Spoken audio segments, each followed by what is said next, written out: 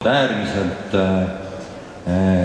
suur õnn elada sellel ajastul siin ja suur osa koos teiega samat aega.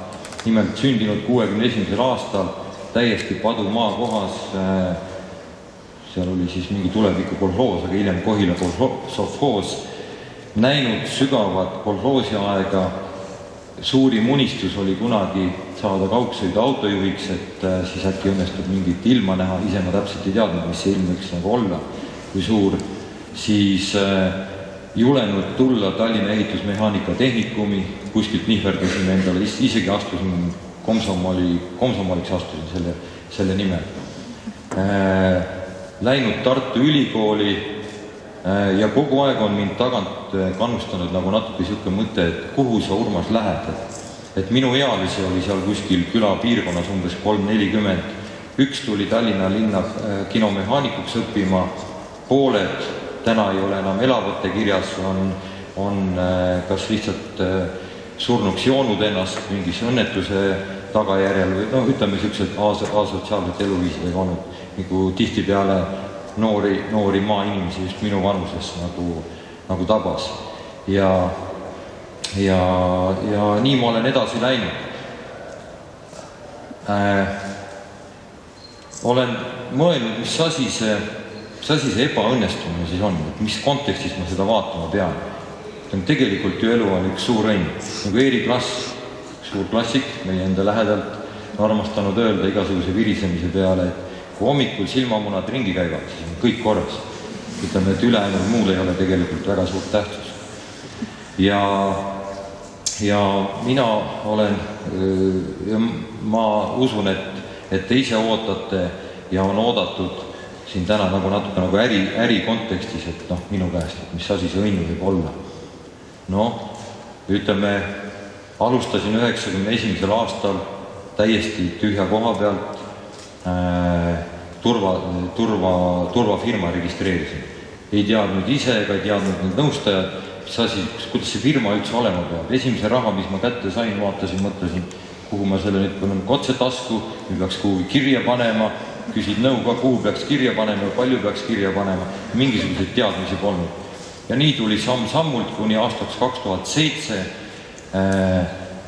andsin mina tööd umbes 20 000 inimesele, sellest umbes 10 000 Venemaal ja Ukrainas, rääkimata, ütleme, Eesti kontekstis või Baltikumi kontekstis oli siis mul eelnev ESS, Falk, hilisem G4S, mis tootis omanikele sellel ajal lähes 2 miljonit eurot kasumit kuus. Siis oli mul elektrijaam, mis tootis ka omanikele 1 miljon eurot kasumit kuus. Siis olen ma käivitanud 10 000 inimesega turvafirma Venemaal, mis töötas umbes 55 Vene linnas. Ise ma pooltest käinud ei olegi, aga kõik Tomskid ja need kohad ma olen läbi käinud. Aga teisele poole Uraale ma ei hakanud minema. Ja täna mul tegelikult neid ei ole. Ma olen õudselt õnnelik ja ma olen palju sellest õppinud. Et ütleme, mina isiklikult oma kalli aja tõttu praktiliselt võib öelda pole, aga ei kavatse ka lugeda ühtegi äri ebaõnnestumiste raamatut, kellegi mingit ärikogemust, sest mul endal on nii suur kogemus, ma ei jõua seda ära kaifida ega sellest õppida. Ja siis ma olen püüdnud aru saada, et mis siis nagu juhtunud on, et mis ma nagu valesti teinud on. Ma arvan, siin on palju noori inimesi, kes ikka vist rahanumbrid jagavad. Näiteks 2008 kevad maikuuses ma ostsin Riias maatüki 30 miljoni euri eest. Kui juba iga vähegi mõistlikum inimene sai aru, et asjad ei ole päris need. Sest kuskil 2008 september-oktoober oli siis täitsa nagu niimoodi. Ütleme, mina ikka kangipaeselt ostsin, sest mul oli õudne tahtmine sees. Et ma olen ennast tundma õppinud, vist ei ole saladus, natuke rohkem läbi idamaise filosoofia, proovin iseendast aru saada, et mis mind nagu takka lükkab kuhu ma teel olen ja siis eks ma tahan nagu teiegi kõik noored inimesed, et olla võimalikult vaba, tark, kasutada ära palju oma ajupotentsiaalist, elada hästi kaua ja teha ainult õigeid asju. Sest ütleme, et tegelikult see nii elus ei ole. Et idamaine filosoofia näeb seda niimoodi, et igal kepil on 2 otsa. Et kui te olete milleski hästi õnnestunud omast arust, siis tõmmake kohe selles mõttes väike pidur peale, et analüüsib olukorda, mille arvelt see õnn on ja kus on selle kepi teine ots. Tihtipeale oma tervise, oma lähedaste, ma ei tea veel mille arvel. Et mina idamaise filosoofia järgi nüüd edaspidi olles, ka täna on mul tegelikult ütleme umbes 4000 inimesele annan tööd, aga ütleme need aktiivid, mida mina kunagi kokku lugesin, mõtlesin, et veel 5 aastat ja siis on oma väike miljard koos. Aga õnneks või õnnetuseks seda täna ei ole, ma olen ülimalt rahul sellega, mis mul on. Siin üks minu pärle, mida ma täna teen, on Rotermanni kvartal. Ma ei mõtlegi selle peale, loomulikult ma pean kasumis olema ja minu juhid ja finantsistid kõik loevad rahanumbrid kokku ja nii edasi. Aga ma olen seda öelnud ja mõtlesin ka teile, et ma ei tee ühtegi asja enam lihtsalt raha nimel. Ilma rahata ei saa, aga raha nimel ei ole ka mõtet teha. Kõigepealt peab see sulle hingele, südamele olema, siis sa suudad ennast vabaks lasta ja siis tulevad muud asjad ise. Ja idamaise filosoofia järgi ma püüan olla siukene puhas antenn. Minu jaoks inimene ongi antenn, et kui ta on ise valmis, siis need head asjad, millest me unistame, need tulevad sinu juurde. Sa pead oskama endale need visualiseerida, endale need eesmärgiks püstitada ja siis ilma krambita nende poole minna. Sest nende krampidega on niimoodi, et kõik hakkab ikkagi siit koore alt, ajukoore alt pihta. Ja ükskõik, mida me teeme, siis sellele igal juhul eelneb mõte. Teeme käeliigutusi, igal juhul oli siin enne mõte. Kui me võtame midagi eesmärgiks, on mõte. Kui me läheme selle mõttega krampi, siis me teame, mis nende krampis asjadega on. Sealt tekib purunemine lõpuks. Nii et nagu tunnete, et krampi lähete, laske ennast vabaks. Ja kuna te olete siin vist, ma tulin ka peale poolt ühte teist ja te olete siin istunud vist peaaegu tund aega vaatasid ühte videot enne Heleniusega. Et tõuske korra kõik püsti.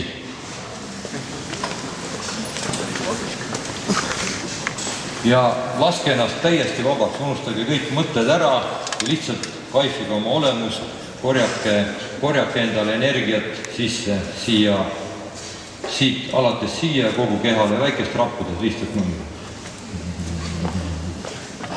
Lihtsalt raputage ennast ja tundke, kui tegelikult mõnus on. Lasete kõik mõtted vabaks. Kui täitsa julgelt kohe raputage ennast. Võite mõngistada oma maetra. Tunnete, kuidas mõnusat. Ja nii peaks tegema igasuguste asjadega, kui te tähendab igasuguste mõtetega, pingetega. Nii, aitäh. Vähe arglikud olete, üldiselt olge natuke julgemad igast videos. Mina olin ka, ütleme teie vanusena päris siuke arg ja tagasihoidlik, ei julenud häält teha, partsin ise ennast. Aga tegelikult ei ole mõtet. Nüüd veel kord, kunagi kui ma hakkasin ettevõtlusega tegelema, siis minu üks piirkonnajuhte Pärnust, Aivar Pärna oli tema nimi ja nii nagu minu vanused ikka oma esimese tõuke, kes siis sai kuskil Viru hotelli ees soomlastele midagi müües või siis minu ealistest või siis ütleme minusugune, kes võttis oma 2 viinanotti ja kummipaadi kätte, läks Soome, vahetas need mingisuguse vana auto vastu ringi, tõi siia, lappis roostes augud kinni ja müüs maha. Ütleme, et noh, nii, selle sama viinanoti vastu võis saada näiteks terve elumaja jagu puidumaterjali või elumaja jagu telliskive või siis ütleme kokkupandavaid suvilaid või gaasipliite või mida tollel ajal kõik ütleme niimoodi vahetuse korras nagu hangiti. Ja tema siis ütleme läks ka, nagu minagi, sain oma tõuke Soomest, tema läks Soome tööle, tuli tagasi, oli 6 aega seal mütanud, tollel ajal oli moodne, et värviteler, videomakk ja siuke asi, see oli suure käru peal, tuled siia Tallinna sadamasse ja tema õppetund oli see, et vaatas, et aga kellele mind ei oodatudki siin sadamas. Et see, mille nimel või kelle nimel ma seal töötasin, need ei tulnud mulle isegi vastu. Ehk ühesõnaga, vaata nende asjadega on ikka niimoodi, et kõik, mida sa tahad, sa pead ikkagi endale aru saama, et miks sa seda teed ja kus see tagasiside sulle tuleb. Minu nagu siuke suure õnne üks nagu tõukejoon oli see, et ma olin nagu paljud noored tollel ajal, mul oli 5 ametit, töötasin miilitsas, kuigi mind on miilitsaks tituleeritud sõimatud, eks-miilitsaks, kunagi ma pole seal miilitsakoolis õppinud ja miilitsaks saamine oli ka suht puht juhus, kuna tegelesin spordiga ja vanasti ütleme kogu Dünamo organisatsioon kuulus nagu miilitsasüsteemi.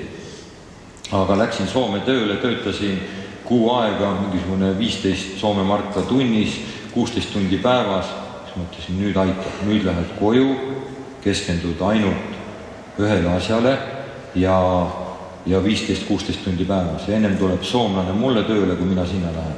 Ja nüüd kõik on täiega õnnestunud. Minu suurim abiline, kui ma turvafirma lõin, oli tegelikult soomlane Lauri Saloranta, kes andis mulle ka hästi palju julgust, ideid ja kõike asju. Nii et võib-olla väiksematest ebaõnnestumistest, mis ma täna nagu räägin ja kuidas ma suhtlen. Mina tõesti alustan igat hommikut oma väikse võimlemisega, enda vabastamisega igasugustest mõtetest ja siis lähen välja ja vaatan, et mis asjad need on, mida ma tegema pean. Kui ma tunnen, et midagi ei lähe, siis jätan sinna paika. Muuseas, sinna paika jätmisega on ka veel nii, et kui miski asi läheb näiteks krampi, minu isiklik kogemus viimasest ajast näiteks selline, et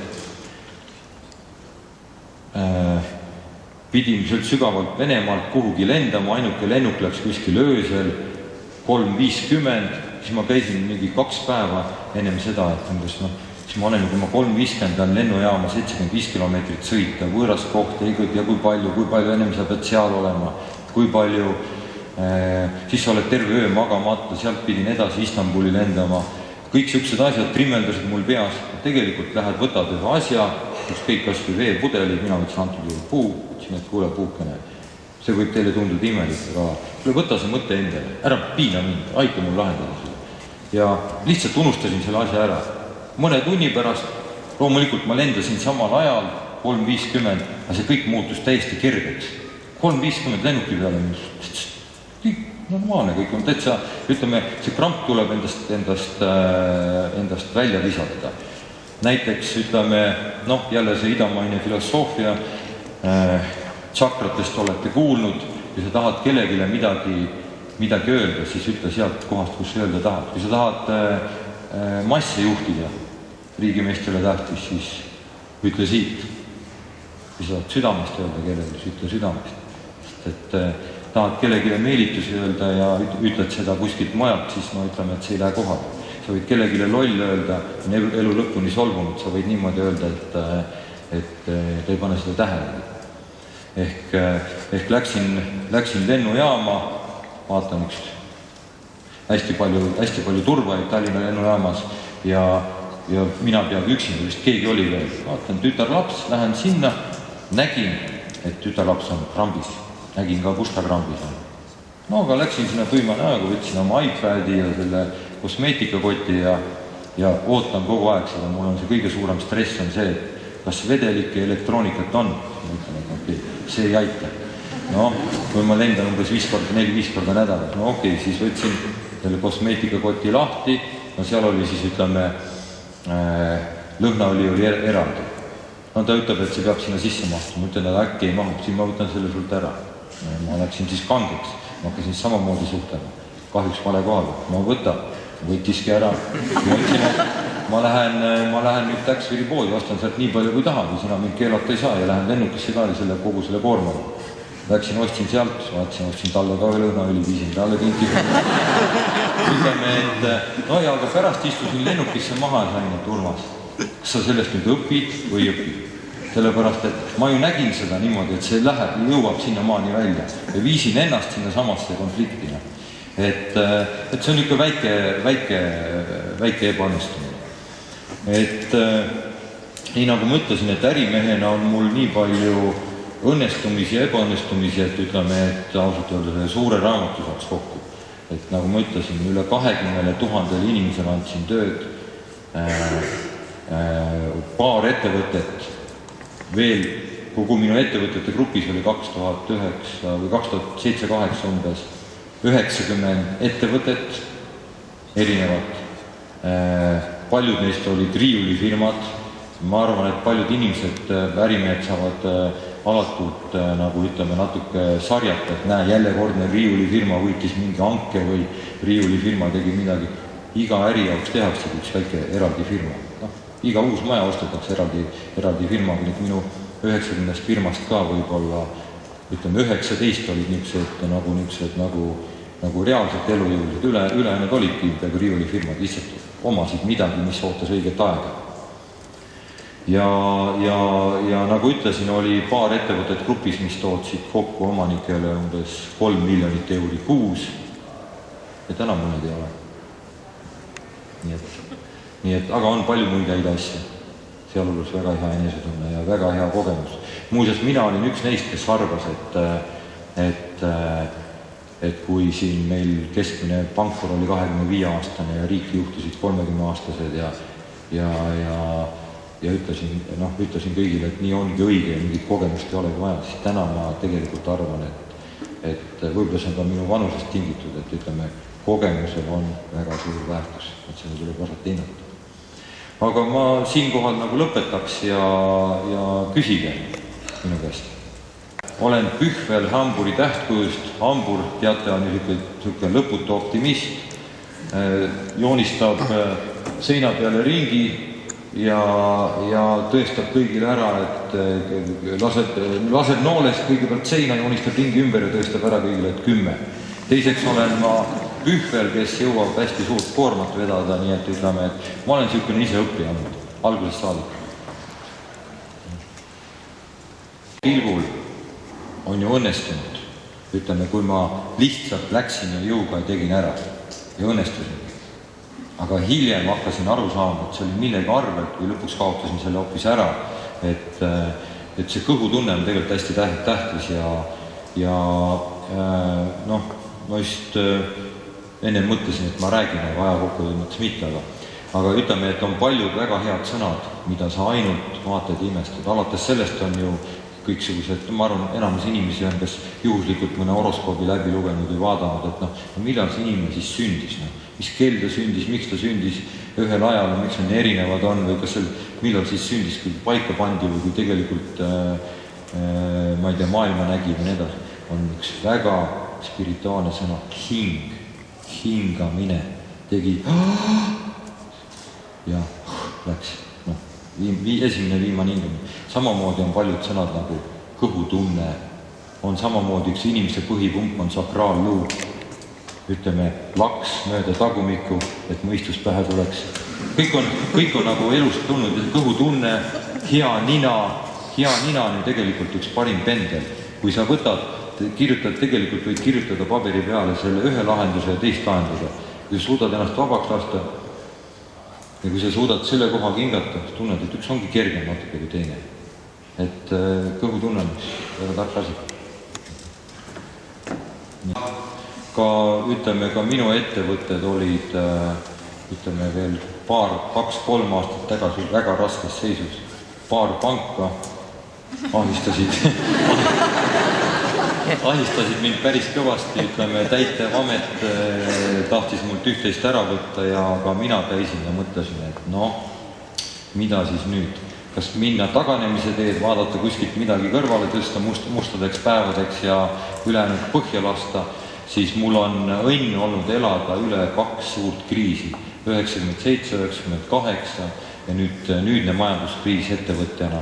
Ja mina otsustasin, Urmas, jää iseendaks, nii headel kui halbadel aegadel. Aga sa andsid ühe hea mõtte, millega ma tahtsin täna lõpetada, aga et see mõte oli sellest kepi 2 otsast. Ütleme, et see oli see, et kui midagi, mina olen ennast harjutanud ja ma soovitan seda ka teile, et kui midagi kuskil ebaõnnestub või ei ole nii, nagu teile meeldib, siis ärge hakake seda väga pikalt analüüsima, vaid kohe nihkuge selle kepi teise otsa ja hakake mõtlema, mis siin head on. Et kui ma mängin tennist ja nikastan ära jala, siis ma ei hakka kohe mõtlema, et oi, mis nüüd saab. Siis ma mõtlen, et miski mind hoiatas, et ma ei nikastanud ära kuskilt majalt. Või kui mingi arhitekt joonistab mulle mingisuguse, ma ei tea, kapi koju, kus jääb mingisugune terav nurk, siis ma ei hakka temaga riidu minema, loomulikult püüan seda selgitada või kiiresti muuta, aga vaatan ka kindlasti teist asja. Aga mis seal head on? Äkki panen ukse ette, teen salaseifi hoopis sinna. Näiteks ütleme, et ärge liiga palju vaevake ennast selle mõttega, et läks jamasti kohe vaadata, aga huvitav, mis seal head on. Nii et kui bussist või lennukist maha jääte, siis alati ka mõelge, et kas tasub tõmmelda ja nüüd ütleme, ma ei tea, mida teha kõik, et las siis läheb nii. Aga suur tänu ja aeg on läbi ja ilusat päeva teile kõigile ja palju õnnestumisi!